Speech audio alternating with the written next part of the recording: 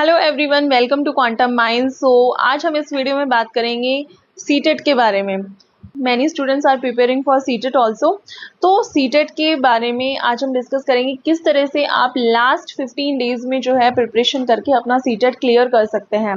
ठीक है, अब मोटे तौर पे आप देखेंगे तो 15 डेज ही बचे हैं। आपका जो एग्जाम होगा वो होगा 7 जुलाई को। 15 डेज हमारे बचे हैं, तो उसके अनुसार आपको किस तरह से प्रिपरेशन करनी चाहिए कि आपका जो सीटेट का एग्जाम है वो क्लियर हो जाए। ठीक है, आप क्वालिफाई कर लें।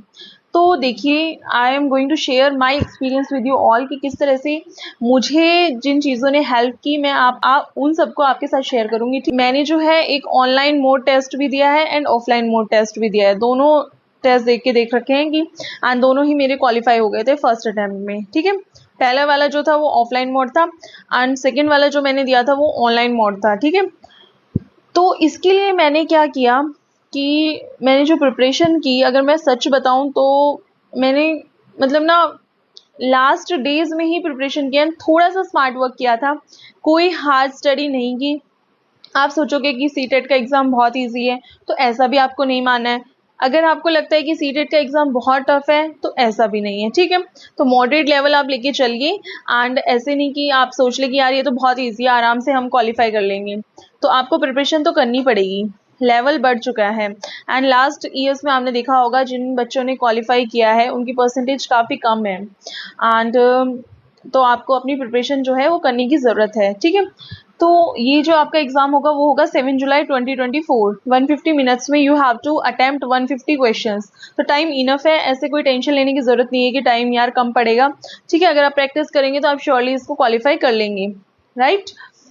तो इसमें जो है आप एक और चीज़ आपको जो करेक्ट आंसर के लिए मिलेगा वो 1 मार्क होगा एंड कोई नेगेटिव मार्किंग नहीं है। तो आप अटेम्प्ट सारे ही करके आएंगे। ठीक है, अगर टाइम नहीं बचता है वो अलग बात है। तो टाइम को अपनी एक्यूरेसी इंक्रीज करने के लिए सबसे पहली चीज़ जो आपको करनी है वो देने हैं आपको mock test. Mock test and previous year question paper जितना ज़्यादा हो सके सॉल्व करो, उससे आपको आइडिया मिल जाएगा किस तरह का जो है आपका पेपर आने वाला है। ठीक है, बहुत हेल्प होती है। मैंने सबसे पहले क्या किया था, जो बुक्स मंगाई थी प्रीवियस ईयर क्वेश्चन पेपर की एंड उनको ही सीधा दिया था, कोई कुछ पढ़ा वढ़ा नहीं था, सीधा उनको दिया था। फिर उससे मुझे लेवल का आइडिया हो गया था कि इस तरह का लेवल आने वाला है and they are going to help you a lot. तो सबसे इंपॉर्टेंट है प्रीवियस ईयर पेपर्स। ठीक है, आप जितना हो सके उतना प्रीवियस ईयर पेपर्स की प्रैक्टिस कीजिए। ठीक है, तो आप देखिए, अब जो ये आपका एग्जाम इस बार होगा वो होगा आपका ऑफलाइन एग्जाम। ठीक है, ऑफलाइन एग्जाम होगा एंड इसमें पेपर फर्स्ट होता है एंड पेपर सेकंड होता है। पेपर फर्स्ट में एंड पेपर सेकंड में 3 चीज़ें कॉमन है। एक तो है CDP, language first, language second. ठीक है, दोनों में ये रहेगी। जो अंतर आता है वो आता है, इसमें होगा मैथमेटिक्स एंड ईवीएस एंड उसमें आप मैथमेटिक्स एंड साइंस, और जो सोशल स्टडीज़ वाले हैं वो सोशल स्टडीज़ अटेम्प्ट करेंगे। ठीक है, तो आपको सीडीपी दोनों में ही पढ़नी है। जो दोनों पेपर अटेम्प्ट करेंगे एंड कोई एक कर रहा है तो वो अपनी उसकी तैयारी, दोनों ही पेपर में आपकी सीडीपी आने वाली है। तो आपको सीडीपी की अच्छी खासी जो है प्रैक्टिस कर लेनी है। सबसे मैंने जो जहाँ से प्रैक्टिस की थी सीडीपी की उस टाइम, तो वो की थी मैंने लेट्स लर्न चैनल से। वहाँ पे सीडीपी की आपको मैराथन देखने को मिल जाएगी एंड वो आपको मतलब बहुत ही ज़्यादा हेल्प करेगी। तो सेकेंड चीज़ है, आपको इस टाइम सेपरेट वीडियोस नहीं देखनी है। आपको जो सबसे ज़्यादा इम्पॉर्टेंट है ना वो ये करना है कि आपको मैराथन वीडियोस पे आपको फोकस रखना है अपना।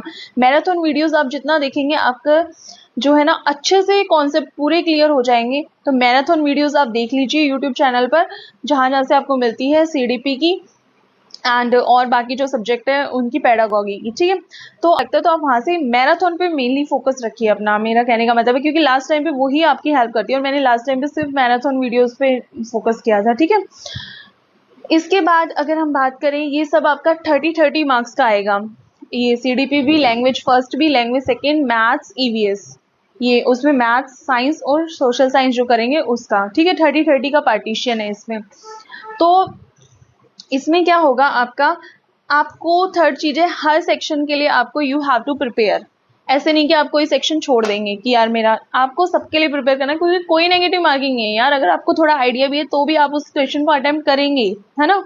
तो आपको सबके लिए प्रिपेयर करना है। एंड आप जब मॉक टेस्ट देंगे ना, तो आपको खुद ही ऑटोमेटिकली आइडिया हो जाएगा कि किस लेवल का पेपर आ रहा है। तो इसके लिए ज़्यादा टेंशन लेने की ज़रूरत नहीं है। अपना आराम से पेपर को एनालाइज करो, प्रीवियस ईयर पेपर पे ध्यान दो जितना हो सके, एंड उतनी ही ज़्यादा प्रैक्टिस करो। Practice makes a man perfect, ये आपने सुना होगा। जितनी ज़्यादा प्रैक्टिस करोगे उससे उतना ही आपको जो है आइडिया लगता जाएगा कि किस तरह के क्वेश्चंस आ रहे हैं, राइट। तो इसके बाद है, आपको मॉक टेस्ट से एग्जाम लेवल का आइडिया हो जाएगा किस तरह का है। एंड प्रीवियस ईयर पे you have to focus and more focus on marathon, ठीक है।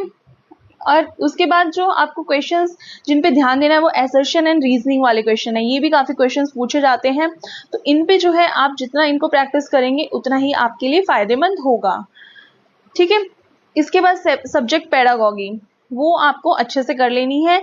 तो आप जितनी इसकी सब्जेक्ट पेडागॉगी की वीडियोस वगैरह देख लीजिए। एंड ईवीएस के लिए मैं आपको सजेस्ट करूंगी कि मुझे जो हेल्पफुल रहा था उस टाइम पे वो था लेट्स लर्न में ईवीएस की जो प्लेलिस्ट है ना, वो मैंने I watched that only. And उनमें से इतने क्वेश्चंस आए थे ना, बहुत ज़्यादा आए थे, ठीक है। तो ईवीएस आप ऐसा ही कोई चैनल वगैरह ले सकते हैं, कंसिडर कर सकते हैं, जहाँ से आपकी जो है पूरी प्रैक्टिस हो जाए वहाँ पे, ठीक है।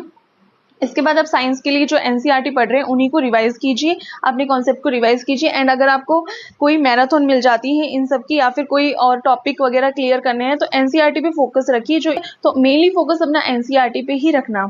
इसमें सब्जेक्ट पेडागोगी में अगर किसी को मैथ्स टफ लगता है ना, क्वेश्चन नंबर जो पेपर सेकंड है आपका टीजीटी वाला, जो टीजीटी के लिए आप जो क्वालिफाइंग एग्जाम होता है उसमें मैथ्स टफ लगता है, तो उसकी पेडागॉगी जो है ना उस पर ध्यान देना। तो पेडागॉगी कर लोगे तो भी आपका वो सेक्शन जो है अच्छे से हो जाएगा, ठीक है। तो पेडागॉगी आपको अच्छे से कर लेनी है। सीडीपी की मैराथन देखिए एंड मैराथन पे मेनली फोकस रखिए। एंड जो इंपॉर्टेंट लगता है उसके पॉइंट्स बनाते रहिए, शॉर्ट नोट्स बना लीजिए। जो मेन चीज़ें हैं ना जो बार बार रिपीट हो रही है, चाहे वो मॉक टेस्ट की बात हो या प्रीवियस ईयर पेपर्स की बात हो, उन जहाँ से भी जो इंपॉर्टेंट चीज़ें लग रही है जो बार बार रिपीट हो रही है, उस टॉपिक को अच्छे से आपको बिल्कुल ना ध्यान दे लेना है इस टाइम पे, लास्ट टाइम पे। तो इस टाइम आप थोड़ा सा स्मार्ट वर्क करेंगे ना तो यू कैन ईजिली क्वालिफाई, ठीक है। इस टाइम पे तो बिल्कुल भी ऐसे नर्वस होने की जरूरत नहीं है कि यार अब कम टाइम बचा है तो I can't qualify this exam. अगर आप थोड़ा सा स्मार्टली स्टडी करेंगे then you can surely qualify this exam. मैं खुद के एग्जांपल दे रही हूँ, अगर आप स्मार्ट स्टडी करेंगे तो आप एग्जाम इसको क्वालिफाई कर सकते हैं। तो ये थे मेन जो स्ट्रेटेजीज जिन्होंने मुझे हेल्प किया था, and I am sure that it will help you a lot. And आपको जो है ये काफ़ी हेल्प करेंगे एंड काफ़ी मददगार साबित होंगे आपकी प्रिपरेशन जर्नी में। तो I hope you like this video. So मिलते हैं नेक्स्ट वीडियो में इसी तरह की। Thank you.